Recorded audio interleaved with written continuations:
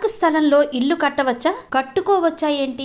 కట్టి చూపించేశారు అనకాపల్లి జిల్లా joint collector Jahnavi. ఈమె భర్త EPDCL managing director Prithvi Tej. వీరిద్దరూ ఐఏఎస్లే. ఇద్దరు ఐఏఎస్లు తలుచుకుంటే ఎటువంటి ప్లాన్ లేకుండా ఇంద్రభవనాన్ని నిర్మించుకోవచ్చని వీళ్ళిద్దరూ నిరూపించారు.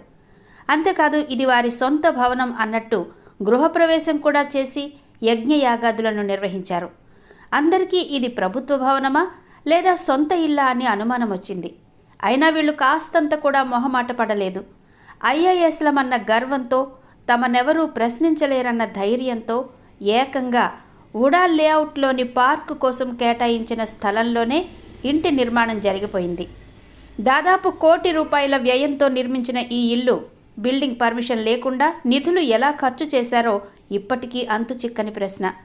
అసలు విషయానికొస్తే జీవీఎంసీ అనకాపల్లి జోన్ 7లో అనకాపల్లి సుంకరమెట్ట జంక్షన్ నుంచి సబ్బవరం రోడ్లో ఎస్బీఐ కాలనీ 1983లోనే UDA LP number 2/83 survey number 1551 1558/5 ద్వారా ఆమోదం పొందింది. ఇందులో భాగంగా 22 సెంట్ల భూమిని పార్కు కోసం విడిచిపెట్టింది. అయితే జాయింట్ కలెక్టర్ బంగ్లా కట్టుకోవడానికి ఈ పార్కు స్థలమే అనువైనదిగా జిల్లా కలెక్టర్ భావించినట్టున్నారు.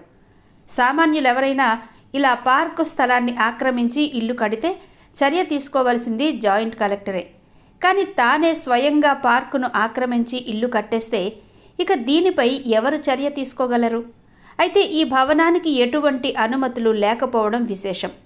ఈ విషయాన్నే GVMC Anakapalli zone executive engineer Surisetti శేఖర్ను ప్రసిద్ధ ఆర్టీఐ కార్యకర్త కాన్రేగుల వెంకటరమణ ప్రశ్నిస్తే, జీవీఎంసీ సాధారణ నిధుల నుంచే ఈ భవనాన్ని నిర్మించామని, ఓ మహిళా ఐపీఎస్ అధికారి ఒత్తిడితోనే నిర్మించామని బహిరంగంగానే చెబుతున్నారు.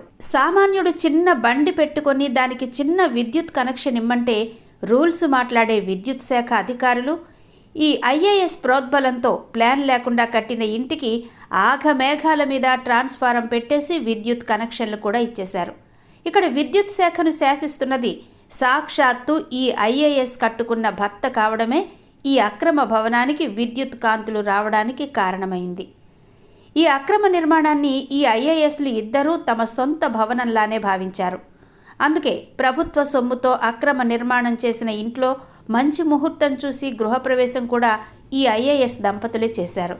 సాధారణంగా ప్రభుత్వ సొమ్ముతో జరిగే నిర్మాణాలు అధికారికంగా ప్రారంభించాలి, కానీ జీవితాంతం ఈ భవనంలోనే ఉండాలనుకున్నారో ఏమో నిబంధనలకు వ్యతిరేకంగా శాస్త్రోక్తంగా పురోహితుల వేద మంత్రాల మధ్య గృహప్రవేశం చేసేశారు. జిల్లా జాయింట్ కలెక్టర్ జాహ్నవి పార్కు స్థలంలో జరిగిన అక్రమ నిర్మాణం భాగోతాన్ని ఆర్టీఐ చట్టాన్ని ఉపయోగించి కాన్రేగుల వెంకటరమణ బయటకు తీశారు.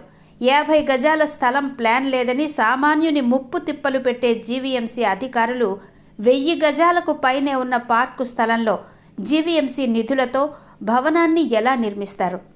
దీన్ని జీవీఎంసీ అధికారులు దగ్గరుండి ఎలా పర్యవేక్షిస్తారు? ఈ అక్రమ కట్టడానికి విద్యుత్ శాఖ ఎలా విద్యుత్ కనెక్షన్లను మంజూరు చేస్తుంది?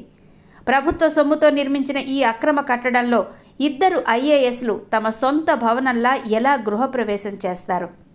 భవన నిర్మాణం కోసం పరిపాలనాపరమైన సాంకేతికపరమైన అనుమతి పత్రాలున్నాయా? ఎంత గ్రాంట్ మంజూరు చేశారు? ప్లాన్ లేకపోయినా నిధులు ఎలా మంజూరు చేస్తారు? పని ఎప్పుడు ప్రారంభించారు? కాంట్రాక్టర్తో ఒప్పంద పత్రాలు ఎక్కడ? టెండర్లు పిలిచారా? టెండర్ లేకుండా కాంట్రాక్టర్ని ఎలా నిర్ణయించారు? ఇప్పటి వరకు కాంట్రాక్టర్కు చెల్లించిన మొత్తం ఎంత?